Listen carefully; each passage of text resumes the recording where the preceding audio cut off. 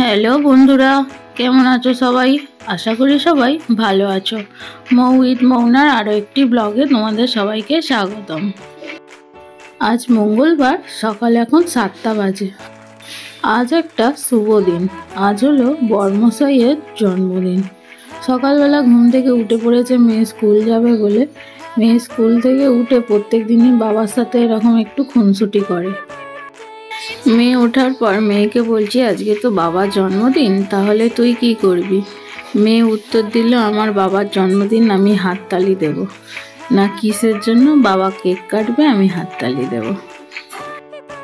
মেয়েকে রেডি করে স্কুলে দিয়ে আসি, এসে একটু যাব পুজো দিতে। চলো বেরিয়ে পড়েছি পুজো দিতে।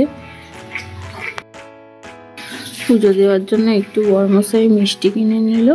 নেওয়ার পর এই যে হাজারাত কালী মন্দিরের কাছেই এসেছি পুজো দিতে। এখানে ফটোগ্রাফি অ্যালাউ নেই, তাই বাইরে থেকে একটু ভিডিও করলাম। মেয়েকে নিয়ে এসে স্কুল থেকে মা বলল, চল তাহলে খাবার বেড়ে দিই। আমাকে তো দিতে নেই, মায়েদেরকে দিতে হয়, তাই মাই বলল খাবার বেড়ে দিচ্ছি।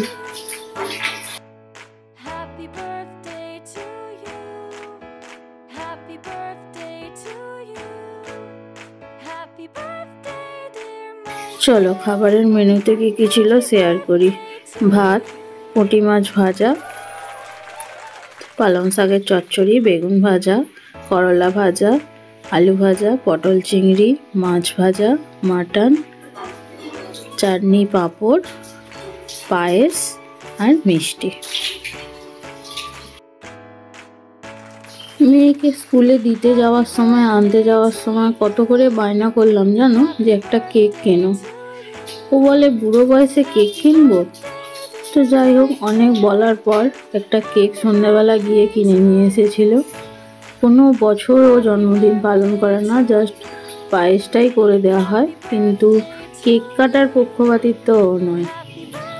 তো অনেক বলার পরে মেয়েও বলেছিল কেক কাটবো, বাবা আমি হাততালি দেব। সেই জন্য মেয়ের আবদারেই হয়তো আজকে কেকটা কিনে নিয়ে এসেছিল।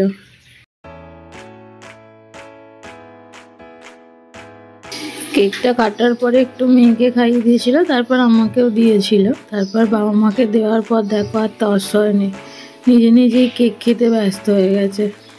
নিজের জন্মদিনের কেক নিজে কেটে নিজেই খাচ্ছে। দেখো, তারা না ক্লাবে যাবে তারা, আর মেয়ে দেখো কেক খায় না, কিন্তু কেকের ওপরে ওই যে চিনির ডালা দিয়ে যেগুলো বানানো থাকে, শুধু সেইগুলো খাওয়ার জন্য বায়না করছে। বললাম দাঁড়া, তোকে প্লেটে করে দিচ্ছি। দেখো নিজেই তুলে খেতে যাচ্ছে। আবার প্লেটে করে একটু দিয়েছিলাম, খেয়েছিল।